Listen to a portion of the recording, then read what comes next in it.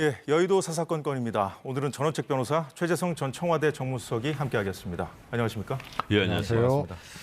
자, 오늘은 국민의힘부터 보겠습니다. 당과 정의 이종섭 호주 대사와 황상무 수석을 둘러싼 논란의 해법을 두고 공개적으로 이견을 표출한 가운데 당정 간의 갈등이 비례대표 공천으로도 번지는 양상입니다. 친윤계 핵심으로 꼽히는 이철규 의원이 비례대표 후보 명단을 두고 문제를 제기했습니다.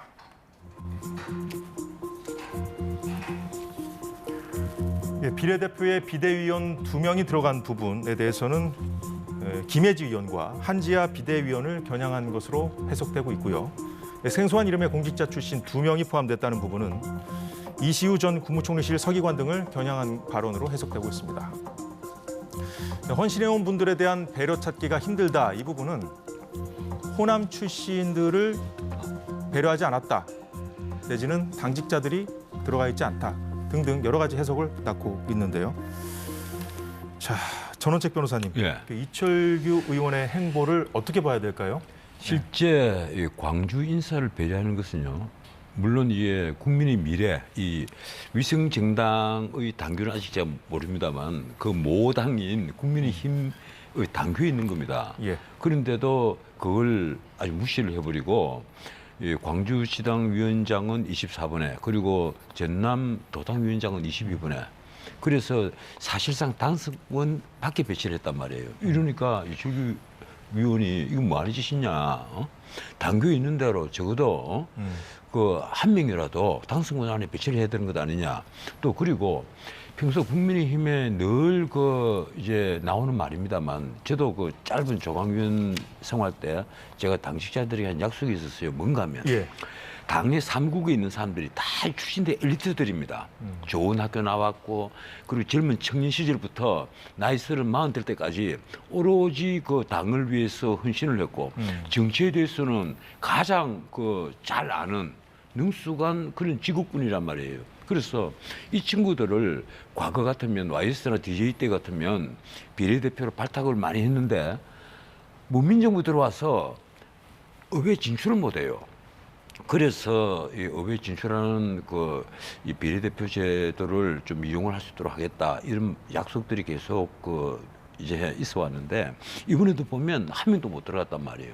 대신 아주 생소한 이름들, 가령 국무총리실에 있었던 뭐 서기관 혹은 사무관 이런 사람들이 그 생소한 이름들이 들어갔다. 그러면 이 사무국에 있는 사람들이 사기가 어떻게 되겠느냐 이런 말이 나오는 거예요. 그래서 이철규 위원이라면 그 친윤의 핵심이고 그리고 윤 대통령과는 늘 통한다는 그런 분이잖아요. 그래서 지금 언론은 오늘 아침 신문에 보면 조선일보, 동아일보 양 신문이 지금 윤한 갈등 혹은 윤한 충돌 이런 식의 표현을 썼거든요. 일면 헤드라인으로. 그래서 그만큼 이철규 위원 개인의 의사라기보다 이 용산의 뜻이라고 읽히고 있고 그런데 또 한동훈 위원장이 나는 내 갈 길 간다. 이런 식으로 하니까 이 충돌이 쉽게 해결될 수 있는 게 아니지 않느냐 이런 말이 지금 나오는 겁니다. 예, 뭐 공천이라는 것이 원래 그 의견이 갈릴 수 있는 것 아니겠습니까? 그런데 이제 이종섭 대사라든가 황상무 수석에 대해서 국민의힘에서 이제 이견을 표출한 상황에서 지금 이 이철규 의원의 그 행보, 그 용산도 좀 불만을 표출했다고 볼 수 있을까요? 개인 의견이라고 보기에는 좀 그렇습니다. 예. 그다음에 이제 공개적으로 한 거 아니에요? 이철규 의원이. 그렇죠. 예. 그리고 장동혁 사무총장, 안동훈 비대위원장이 임명한 장동혁 사무총장은 또 이철규 의원의 그런 공개 지적에 또 그 공개적으로 아무 문제 없다. 예. 이렇게 또 했단 말이에요. 그래서 이거는 두 가지로 볼 수 있죠. 한동훈 위원장 주도의 소위 말해서 이제 위성정당 비례대표 선정 과정 이것을 이철규 의원이 이제 그야말로 찐윤 중에 찐윤이라 그러잖아요. 이철규 의원이 영향을 발휘하는 것이 불가능한 상황이기 때문에 과정에도 그렇고 결과도 그렇고 그렇기 때문에 공개적으로 저격한 거거든요. 그러니까 그 점이 하나 있고 쌓였던 불만을 이 상황에서 지금 표출한 거라고 보십니까? 이철규 의원이 사무총장도 했고 지금 공관위원이고 인재영입 위원장이었잖아요. 예. 그런데 이철규 의원이 이 과정을 몰랐겠어요? 그러니까 이 과정에서 분명히 의견을 내고 문제 제기를 했을 텐데 안 받아들여지니까 결과를 놓고 공개 저격을 한 거라고 봐야 되거든요. 그래서 이 문제는 한동훈 위원장 주도로 한 거고 찐윤 중에 찐윤 이철규 의원하고는 완전히 의견이 다르고 일종의 충돌이 일어난 거다. 두 번째로는 따라서 이것이 수정되거나 이철규 의원의 문제 제기가 받아들여질 가능성은 없다. 그런데 이렇게. 이제 바로잡기를 바란다는 말까지 했다는 것은 용산의 의중이 반영됐다. 이렇게 봐야 될 대목일까요? 뭐 그렇게 볼 수도 있죠. 이철규 의원이 할 수 있는 말이 아니지 않습니까? 예, 그렇죠. 이철규 의원이 현재 포지션은 공관위원이잖아요. 예? 그리고 비대위원장이 실질적으로 비례정당의 대표 역할을 하는 거 아니에요? 그렇죠. 예. 당직자가 그쪽 이제 공관위원 대표니까. 자격이기 때문에 어떻게 보면 공관위에서 내려진 결정에 대해서 공관위 내부에서 얘기하는 게 맞거든요. 그렇죠. 그리고 원오브 댐이고요. 그거는 이제 비례정당에 국민의 미래라는 위성정당에 거기도 공관위가 있어요. 근데 거기 공관위원이 아니잖아요. 그렇죠. 이 국민의힘의 공관위원이죠. 예. 그래서 원오브 댐이죠. 현재 포지션이 국민의힘 공관위원 중에 한 명이 다른 공관위원이 저렇게까지 비록 이제 위성 정당이지만 정당의 실체가 하여튼 법적인 실체가 다른 거 아니에요? 거기에 저렇게까지 공개 저격을 한 것은 개인의 의견으로 보기가 어렵다. 저는 그렇게 봅니다. 아니 제가 잠깐만 그렇다면 수정을 당정 예. 간의 이견이 먼저 표출된 그 이종섭 호주 대사 문제는 어떻게 보고 계신지 그거 좀 먼저 여쭤보고 지금 얘기를 이종섭 그 대사에 관한 문제 그리고 황상무 그 수석에 관한 문제가 왜 불거지겠습니까? 그동안에 국민의힘이 2월 초부터 쫙 치고 올라가고 그리고 민주당은 갑자기 정치되거나 하락을 했단 말이에요. 그런데 예. 느닷없이 이번 선거가 쭉 이렇게 국민의힘 페이스대로 가는구나 이랬는데 12일부터 14일까지 조사를 한 갤럽 여론조사가 발표되고 그리고 어제 오늘 나왔죠. 어제군요. 어제 나온 그 리얼미터 조사 이런 걸 보면 가령 갤럽만 보면 정부 지원론이 42%에서 31%로 11%포인트가 빠져버렸습니다. 그리고 정부 견제로는 48%에서 58%로 10%포인트가 올라갔어요. 그래서 거의 2배가 돼버렸단 말이에요. 이런 선거에서는 국민의힘은 무조건 완패합니다. 이 선거에서 이제 이길 수가 없게 되는 거예요. 이종섭 대사 출국이 영향을 미쳤다고 보십니까? 그래서 원인을 찾아보니까 지금 정부 여당에서 핑계대는 것은 이종섭 대사 황상무 사건이란 말이에요. 그럼 과연 이 사건 두 개가 영향을 미쳤겠느냐? 저는 그거보다는 오히려 더 큰 것이 막말이고 의료대란 사건이다. 막말 사건에 대한 그 국민의힘이 대처한 거 있잖아요. 가령 도태우를 사퇴를 시키고 공천을 받은 후보들을 사퇴시켰죠. 도태우 공천을 반납을 받고 그리고 또 장예찬을 공천을 취소를 해버렸거든요. 그런데 과연 이것으로 문제가 다 해결되느냐? 오히려 도태우는 보수층으로부터 더 큰 반발을 받았고 그 장예찬도 어지간히 하면 그냥 눈물을 흘리고 막 이러고 무소속으로 나간다고 하니까 동정론이 크게 일고 있는 거예요. 그래서 제가 보기로는 그렇습니다. 지금 근본적인 원인이 뭔가 하면 한동훈 위원장이 큰 착각을 했다. 한동훈 위원장은 비대위원장으로 가면서 개인적인 그 플레이를 앞세우면서 이번 선거를 마치 대선 전초전처럼 몰고 갔단 말이에요. 그래서 유세 현장에 늘 셀카를 찍고 하는 모습을 노출시키고 후보들을 자기 주변에 후보들을 세운 거예요. 오히려 후보를 자기가 띄워 올린 게 아니라 이재명 대 한동훈 구도로 만든 그게 아니라는 거예요. 이번 선거는 어디까지나 결국 제가 지난 방송에서도 아마 그 얘기를 했을 겁니다. 이번 선거는 대통령에 대한 중간평가입니다. 그래서 한동훈 대 이재명의 싸움이 아니라 윤석열 대 민주당의 싸움이고 윤석열 대 이재명의 싸움이 된단 말이에요. 그러면 그렇게 몰고 가야 될 텐데 나는 뭔가 한동훈 위원장이 생각을 좀 잘못한 거 아니냐. 그래서 지금 나온 얘기는 수도권에 있는 중진들 있지 않습니까? 나경원, 안철수 그리고 또 대통령실에 근무했던 김은혜 또 대통령의 복심이라고 하는 이용 이런 분들이 모두 자 빨리 이종섭을 빨리 데려다가 스탠바이 시켜라. 수도권에 예. 출마한 후보들이 그렇게 일제히 목소리를 내고 있는 예, 거죠. 자기들이 생각하기에 이종섭을 빨리 데리고 오지 않으면 이 민심을 되돌리기 힘들다 아마 그렇게 봤던 모양이에요. 그리고 황상무는 빨리 알아서 거취를 결정해라 이런 주장을 하고 있단 말이에요. 그런데 이종섭 문제는요.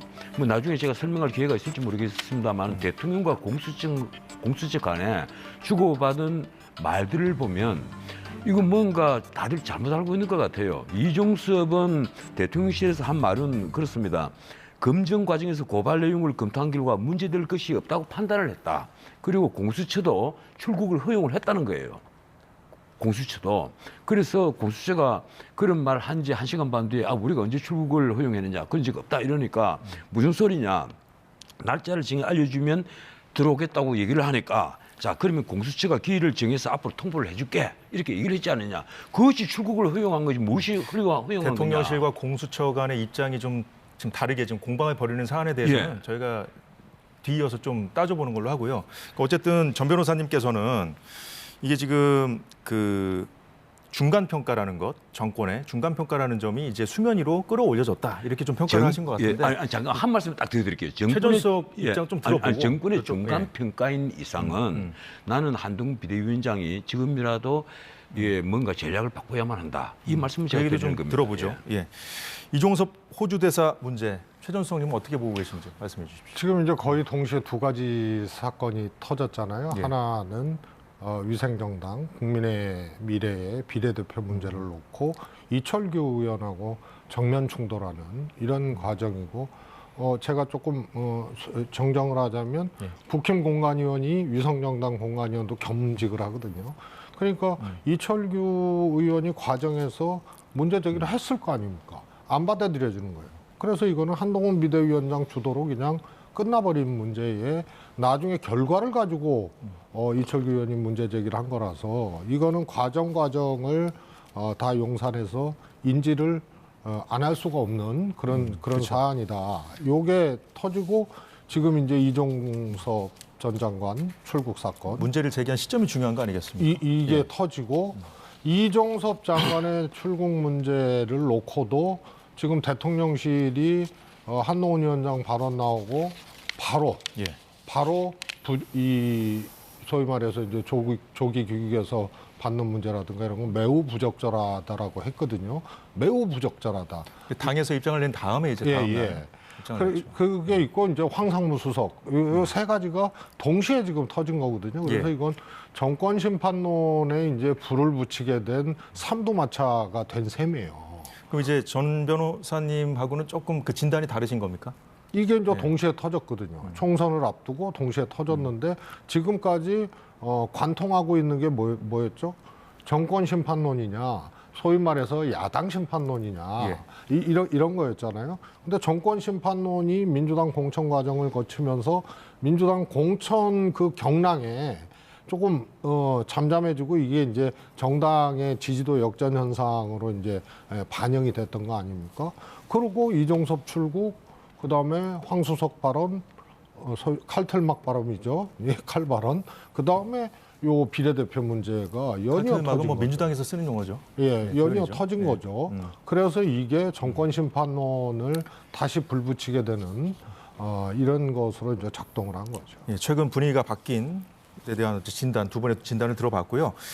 앞서 말씀드린 대로 이종섭 대사 관련해서 저희가 좀 쟁점들을 정리를 해봤습니다. 대통령실과 공수처가 진실 공방을 벌이고 있는 상황.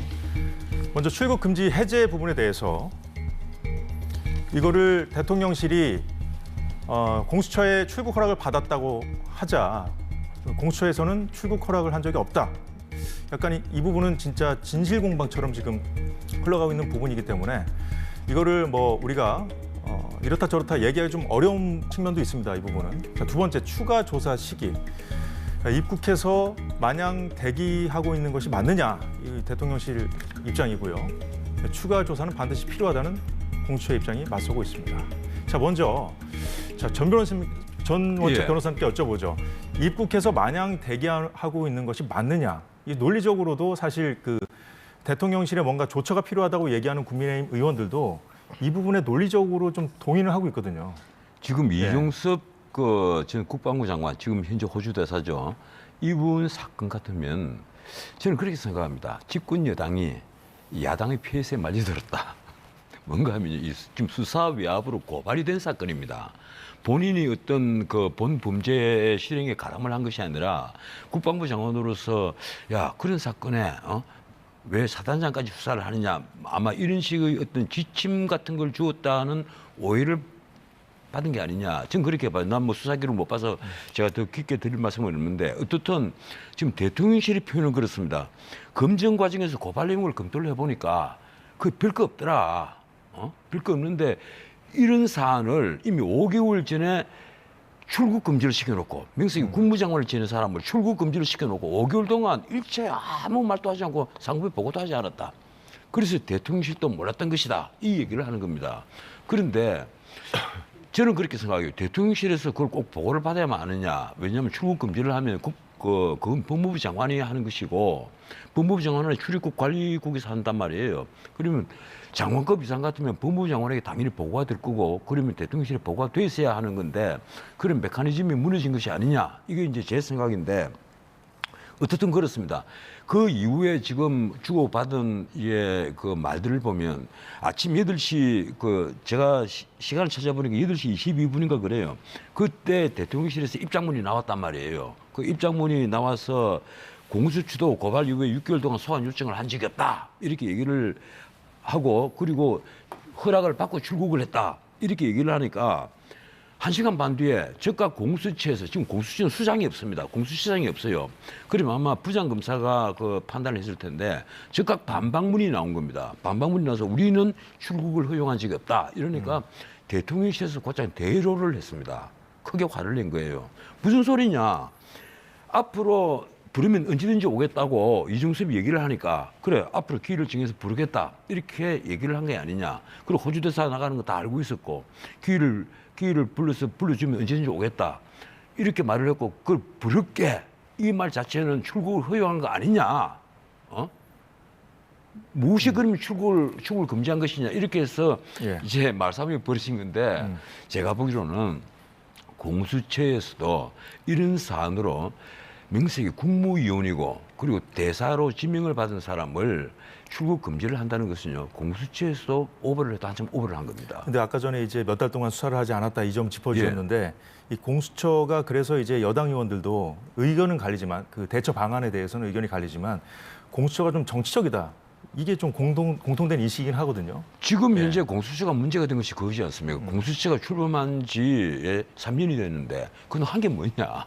기소한 거 한 건밖에 없지 않느냐? 한 게 도대체 무엇이냐? 공수처가 그렇게 수많은 논란을 겪으면서 그리고 심지어 위장 탈당입니까? 그것까지 하고 그래서 온갖 비난을 다 받으면서 편법과 꼼수를 동원해서 공수처를 만들어 놓고 그리고 한 것이라고는 전혀 없다. 그리고 지금 수장이 지금 비워져 있단 말입니다. 예. 그래서 심지어 언론 사설에서는 이런 공수처를 위해서 엄청난 막대한 예산을 쓸 이유가 있느냐 이런 말까지 나오고 있습니다. 과거 검찰이 모두 다 수사를 했을 때에 비해서 나아진 게 하나도 없다. 오히려 고위공무원들 부정부패를 수사를 하는 데 있어서는 검찰보다 훨씬 더 못하다. 이런 얘기가 나오고 있거든요. 저도 거기에는 동의합니다. 예. 최재성 전 수석님께서는 이 공수처와 이제 대통령실이 이제 공방을 벌이고 있는 상황을 어떻게 보셨습니까? 우선 대통령실이 명백한 거짓말을 한 거죠. 어떤 부분에 대해서 그러니까 출국 금지 해제에 대해서 공수처도 동의를 했다. 근데 그건 그런 사실이 없잖아요, 일단. 공수처와 입장이 좀 갈리고 있는 상황이죠. 아니, 그럼 공수처가 그런 사실 없다고 반박을 바로 했고. 그러니까 그거는 이제 진실 공방으로 지금 이어지는 상황이기 때문에 우리가 이렇다 저렇다 말하기 좀 어려운 부분인 것 같고요. 다 다릅니다. 예. 공수처가 동의했다. 출국 금지 해제를. 공수처는 그런 적 없다. 이게 팩트입니다. 완전 반대되는 입장입니다. 네. 그러니까 대통령실이 공수처 반박이 나오니까 대통령실이 다음 수사 일정 이거 언제든지 오겠다고 하니까 알았다. 이거를 동의로 해석을 한 거예요. 그래서 동의를 받았다 하면 해석의 차이가 아니죠. 나은 그 결과다? 대통령실이 이런 말씀이세요? 첫 번째하고 두 번째가 다른 거죠. 첫 번째 거는 동의받았다고 명시적으로 얘기를 해놓고 두 번째 공수처 반박이 나오니까 대통령실은 수사 일정 부분에 대해서 나중에 연락하겠다고 이렇게 한 것은 동의한 거 아니냐라고 자기들이 해석해서 변명을 한 거거든요. 그래서 이거는 첫 번째는 거짓말이었고 두 번째는 이제 해석의 영역에서 자의적으로 해석을 한 거죠. 그런데 공수처가 출국금지 해제의 권한이 없잖아요. 예? 그러면 출국금지 해제 요청을 법무부에 공수처가 해야 되는 거죠. 그래서 그거는 법무부가 하는 거거든요. 출국금지 해제는. 해제의 권한도 없는 사람한테 그리고 동의받을 필요가 없는 거예요. 그거는. 공수처가 동의를 해서 해제가 된 것인지 법무부가 그냥 한 것인지는 우리가 알 수가 없는 사안이기 때문에 아니 예. 이종섭 씨하고 대화를 해서 출석해가지고 공수처에서 조사를 했잖아요. 이종섭 대사하고 공수처하고 해제 부분에 대해서 얘기할 필요도 없고 공수처가 그런 권한이 없어요. 해제하려고 그러면 요청하면 되는 거예요. 근데 그 주체가 대통령실도 아니고 이종섭 씨도 아니에요. 좀 그 부분 말고도 지금 화면을 보면서 좀 여쭤볼게요. 조사를 언제 다시 할 것인가 이 부분하고 그리고 수사 지연된 거 몇 달 동안 하지 않다가 이제 총선 임박해서 한 부분에 대해서 지금 공방을 벌이고 네. 있는데 이 부분에 대해서는 어떻게 생각하세요? 일단요. 입국해서 마냥 대기하는 거는 부적절하다. 부적절하고 불가능해요. 지금 대사잖아요. 아그레망도 받았고. 예. 그럼 대사가 이 귀국하는 것도 공관장 회의라든가 1년에 2회인가 밖에 없어요. 그런데 수사를 받기 위해서 출석 기일도 정해지지 않은 상태에서 와서 그냥 대기한다는 거는 불가능한 일이에요. 부적절하기 이전에. 그러면 이 문제의 본질이 저거는 쓸데없는 공방이에요. 이 문제의 본질은 핵심 피의자를 주요 피의자를 출국금지 당한 피의자를 출국금지를 풀어서 대사로 임명을 한 거예요. 그런 게 문제지 귀국해서 대기한다는 거는 가능하지도 않고 부적절하냐 아니냐의 차원이 아니고 쓸데없는 논쟁인 셈이죠. 본질하고 다른 논쟁이고요. 그래서 저거는 임명하지 말았어야 되는 거를 임명했기 때문에 나머지 저거는 이제 이 필요 없는 논쟁이 돼버린 거고요. 6개월 동안 수사하지 않았다는 거는 통상 이런 사건의 경우에는 그러합니다. 송영길 전 대표도 그 소위 이제 돈봉투 사건 등등도 귀국해서 본인이 그냥 수사받겠다고 갔는데 그때 검찰에서 수사 절차가 있고 다 이 준비 과정이 있기 때문에 지금은 송영길 전 대표가 수사받겠다고 와도 할 수가 없다 그랬잖아요. 완전히 다른 사안하고 좀 그 비교하는 거는 좀 무리가 있지 않을까요? 아니 통상 그렇습니다. 그리고 이재명 사실 대표도 이 지금 사안은 수사 외압 의혹이지 네, 않습니까? 그렇습니다. 이거는 그 복잡한 건 아니잖아요. 그렇지 않죠. 복잡하죠. 그리고 준비 기간이 필요하다고 보시는 순서가 거죠. 예. 주요 피의자 아니에요. 만약에 이종섭 장관이 그 국방부 관리관이라든가 혹은 해병대 사령관이라든가 이쯤 됐으면 그건 중간이거든요. 그건 아니죠. 요 과정에서 그래서 이종섭 일단 얘기 듣고 전 변호사님 반론 좀 자기가 듣겠습니다. 결재한 문제를 그 다음 날 바꿔버린 거거든요. 그래서 관련법 위반이에요. 일단 군사법원법 위반. 개입할 수 없는데 개입을 한 거거든요. 바로 이 수사기관에 이첩하게 돼 있어요. 그런데 그거를 그게 첫 적용된 사례입니다. 이게. 그래서 6개월 동안 수사하지 않았다는 얘기가 틀린 얘기가 뭐냐 하면은 관련자부터 수사하고 핵심 피해자는 그 다음에 이제 마지막으로 하는 거 아닙니까? 모든 사건이 다 그래요. 이재명 대표도 마찬가지로 대장동 고발당하고 한참 지난 다음에 순서야 있겠지만 그렇게 하는 거죠. 그 법적인 권한 부분에 대해서는 전 변호사님이 좀 반론할 부분이 있는 것 같은데요. 예. 이거는 지금 우리 최 의원께서 하시는 말씀은요. 지나치도 너무 지나칩니다. 뭔가 하면 이 최상병 이 사건은 업무상 과실치사 사건이잖아요. 그래서 그 사건에 있어서 가불성 책임을 어디까지 이 형법상 가령 구성요건에 해당이 되고 그리고 위법성이 있고 그 다음에 책임 문제인데 책임을 어느 선까지 지울 것이냐. 그래서 과거에 이제 일반적으로 가령 동계훈련을 할 때 그 병사들이 이게 동상을 심하게 입는 집단 그런 그 사건이 벌어졌다든가 하면 주로 이제 중대장, 대대장 범위까지 직접 현장에 있었던 사람들이 다 책임집니다. 그런데 이번 사건 같은 경우에 현장에 없었던 사단장이 과연 책임을 지느냐는 문제가 그 주로 진보좌파 언론을 통해서 도출이 됐어요. 그런데 지금 이종섭 장관은 그런 사단장도 아니에요. 그런 아마 지시가 있었는지 지침이 있었는지 난 뭐가 있었는지도 모릅니다. 그리고 실제 어떤 일이 있었는지도 모르겠는데 이 수사에 그래서 개입을 했다는 겁니다. 아마 사단장까지 수사하지 마라 뭐 이런 말이 있었는지는 모르겠는데 그래서 고발을 당한 거예요. 이 업무상 과실치사와 직접 연결되는 범죄를 저지른 게 아니란 말입니다. 그러니까 이 사람이 이종섭 장관이 주요 범죄자도 아니고 그런 게 아니에요. 그래서 일반적으로 만약에 이런 범죄가 다른 그 일반 검찰에서 아마 수사를 했다면 국무위원을 지낸 사람이고 그리고 호주 대사로 임명된 거. 호주 대사 임명된 건 이번에 청와대에서 설명을 아니 대통령실에서 설명을 했지 않습니까?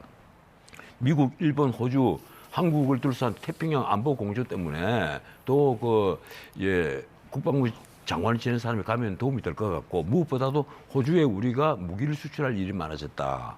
그래서 전문가가 가는 것이 좋겠다 해서 간 것이다. 이 얘기예요. 네, 정리해 주시죠. 예? 네. 그런데 어쨌든 그렇게 해서 대사로 지명이 되고 아그레망 절차를 밟고 있었는데 이런 분을 가령 출국 징계를 한다. 일반 검찰 같으면 안 했을 겁니다.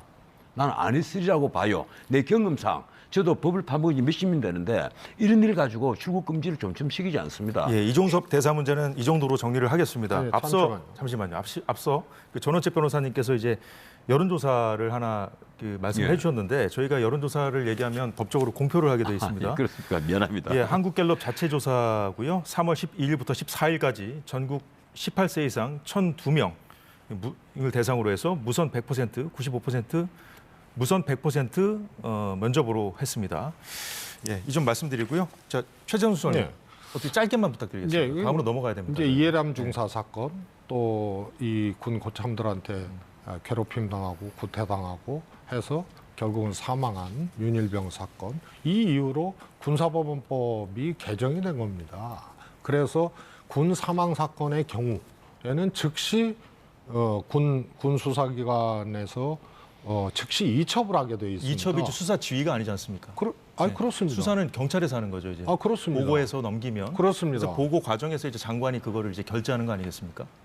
그렇죠. 예, 결재를 하는데 이름을 빼라 뭐하라 이런 거 개입을 하면은 안 되는 거예요. 이 그건 좀 법의 논란의 취지가. 여지가 있을 것 같은데요. 예. 예. 실제로 그렇습니다. 야도 알겠습니다. 수사 이거는- 외압의 증거는 지금까지 저희가 하여튼 그거고요. 예, 예. 그 다음에 하나는 우리 전원책 변호사님께서 국무위원 지난 사람을 출국 금지하느냐. 근데 아무튼 피해자잖아요. 그리고 대통령실과 통화한 이제 기록들이 나오고 이런 등등해서 이제 수사가 이제 임박해지는 이런 상황이었거든요. 그래서 임명을 굳이 안 해도 되는데 임명했기 때문에 이런 사람을 그러면 대사 임명됐는데 출국금지 해제를 안 하냐 이런 논쟁이 나오는 거예요. 그래서 이거는 임명하지 말았어야 될 일로 발단되는 얘기이기 때문에 예, 두 분의 의견 사실 충분히 들었고요. 본질은 알겠습니다. 이제 예. 따로 있는 거죠. 자, 시간이 얼마 안 남아서 저희 지금부터 이제 더불어민주당 상황도 좀 보겠습니다. 민주당은 연일 양문석 경기 안산갑 후보 거취 문제로 시끄럽습니다. 노무현 전 대통령 비하 발언 어제도 전해드린 바 있는데 그 외에 다른 발언들이 더 나오고 있는 상황입니다. 지난해 6월에는 전해철 의원을 향해서 민주당 강성 지지자들이 비명계를 일컫는 비속어죠. 수박이라는 표현을 써서 당원 자격정지 3개월 징계를 받기도 했는데 동아일보 보도에 따르면 지난달 공천관리위원회 면접 때도 수박 발언을 지적한 면접관리원에게 뭐가 문제냐고 반문했다고 합니다. 이건 민주당 상황이니까 최수홍님께 먼저 여쭤보죠. 지금 노무현 전 대통령 관련된 그 표현들도 이거 말고도 지금 화면에서 본 거 말고도 좀 더 나오고 있고 네, 더 있죠. 비명계를 향한 거친 표현들도 지금 이 자리에서 좀 전하기 뭐할 정도의 그 표현들이 많은데 지금 양문석 후보 거취는 어떻게 해야 될 거라고 보십니까? 저는 우선요, 이 공직 후보자 추천안이에요. 공천이. 정당에서는 공직 후보자 추천이거든요. 그건 전제가 뭐냐면 선출직 공직자로서의 자질이 있느냐. 자질이 있다. 그러니까 우리 당 공천 준다. 뽑아달라. 이거 아닙니까? 그런데 저 발언도 발언이지만은 예. 양문석 후보가 선출직 공직자가 될 자질이 되는가, 자격이 있는가 이런 것이 발언 이외에도 여러 가지가 있어요. 그런데 굳이 기준을 달리하면서까지 예를 들어서 정봉주 의원도 과거 발언이 문제가 돼서 하여튼 1등 했는데 공천 취소한 거 아닙니까? 경선 취소한 거 아닙니까?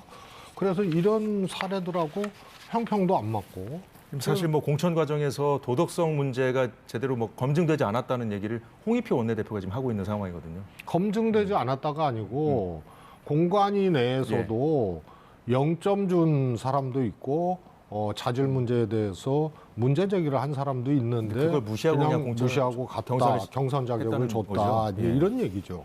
그래서 언급이 있었던 거예요. 예, 그 전 변호사님 어떻게 보세요? 아니 만약에 우리 그 보수 능객 뭐 가린 저 같은 사람이 아니면 보수의 후보자가 그 노무현 대통령을 두고 불량품이다. 이 한미 FTA 저렇게 통과를 시킨 건 잘했지만 국가소송 제도를 제대로 검토도 안 했지 않느냐. 이 불량품이다. 이렇게 했으면 아마 난리가 났을 겁니다. 그냥 자기들이 신성시하고 있는 노 대통령을 저렇게 폄하를 했다 이래서 난리가 났을 거예요. 그런데 양문석 이 후보에 대해서는 예. 친명이란 말이에요. 이 과거에는 뭐 친명이 아니었겠죠. 근데 지금은 친명이거든요. 이러니까 이재명 대표가 철저히 보호를 합니다. 심지어 이런 말까지 해요. 나를 마구 씹어라. 괜찮다. 난 그런데 정말 이재명 대표를 씹다가는 더 큰 난리가 날 거라고 생각을 합니다. 어떻든 지금 양문석 대표의 발언들은 가만히 제가 보면요. 내가 만약에 민주당원이라 하더라도 이건 좀 지나치다. 이 정도 가령 판세를 요동시키는 원인이 두 개가 있습니다. 하나는 공천에 개인적인 감정이 들어가서 개인적인 이익 판단이 들어가서 사천이 되어버리는 것. 또 하나는 바로 막말 파문입니다. 그런데 이번에는 국민의힘에도 막말 파문을 일으킨 분들이 있고 그런데 민주당에는 막말 파문이 유달리 많아요. 그 정봉주 의원 같은 분은 참 본인이 막판에 물러났잖아요. 얼마나 본인으로서는 개인적으로는 얼마나 억울하겠습니까? 과거에 한 말 때문에 그래 됐으니까. 근데 이번에 양문석 같은 경우는 내가 보기에는 본인이 너무 좀 뻔뻔한 것 아니냐. 이 정도 같으면 미안하게 생각을 하고 해야 되는데 공천 심사 과정에서 인터뷰를 할 때 수박이라는 게 뭐가 잘못이냐. 바로 그 상대가 전해철 의원이란 말이에요. 전해철 의원을 두고 본인이 수박이라고 공격을 했지 않습니까? 그런 저질 용어까지 쓰면서 수박이라고 공격한 게 무엇이 잘못이냐 이런 말을 했다면 공관위원장이 판단을 해야죠. 근데 공관위원장이 그런 점을 판단을 못한 것 같아요. 임혁백 교수가 나는 제대로 판단을 하지 못했다. 그래서 지금 민주당 일각에서 그런 말이 나오잖아요. 이 양문석 사태가 벌어지게 된 것은 임혁백 공관위원장에게도 어느 부분 책임이 있다. 이 말이 나오는 것이거든요. 예, 어떤 결정을 내릴지 좀 지켜봐야 되겠네요. 자, 민주당의 양문석 후보에 대한 견해까지 말씀을 드렸고요. 조국혁신당도 어제 비례 후보 순서를 발표했거든요. 자, 여성 몫인 1번에는 박은정 전 법무부 감찰 담당관, 2번은 조국 대표, 민주당을 탈당해서 합류한 황운하 의원이 8번에 배치가 됐습니다. 안정권이죠. 자, 이걸 두고 이 선순위 10명 중에 4명이 수사나 재판받는 사람들 아니냐 논란이 좀 있습니다. 박은정 전 검사 같은 경우에는 문재인 정부 때 추미애 법무부 장관 휘하에서 윤석열 검찰총장에 대한 그 감찰 징계를 청구, 실무를 주도했다는 의혹, 그리고 2020년 채널A 검언유착 사건으로 한동훈 검사장을 감찰하는 과정에서 확보한 자료를 법무부 감찰위원회에 무단 제공했다는 의혹을 받고 있습니다. 지난달에 해임 처분됐고 지금 공수처의 수사를 받고 있는 상황이죠.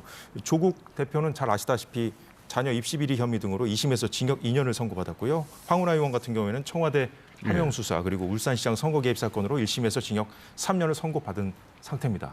어떻게 보십니까, 최준성님? 우선 공관위에서 비례대표를 정한 것이 아니고요. 소위 말해서 국민 이제 선거인단을 예. 모집을 해서 거기서 투표한 거거든요. 당원하고 국민이 참여하는 선거인단 네네. 10만 명이 네, 참여했다고 그래서 하는데 투표 결과가 네. 그대로 이제 반영이 된 거고 이제 홀짝홀짝 나가니까 여성이 1번, 1등한 남성이 2번 이렇게 된 거죠. 그래서 근데 공교롭게도 이 여당에서 이제 지적하는 뭐 그런 뭐 수사받고 있거나 이런 분들이 앞순위에 배치가 됐다 이건데 투표 결과고요. 저는 조국혁신당에 대해서 국민들의 지지가 깜짝 놀랄 정도로 저렇게 온 원인 그 속에서 해답을 찾아야 되지 않겠느냐. 뭐라고 보십니까? 저는 윤석열 총장이 직접 지목을 해서 조국은 장관 안 된다. 그리고 문재인 대통령하고 독대 신청했다가 무산되고 이러면서 엄청난 압수수색과 정말 전대미문의 이 장면들이 있죠. 일반적이지 않은 방식으로 그야말로 이 광범위하게 압수수색을 했어요. 그래서 사모펀드로 시작해서 표창장으로 끝난 사건이거든요. 간단히 정리해 주십시오. 예, 네. 장면이 윤석열 대통령이 총장 시절에 마음 먹고 한 먼지털이다.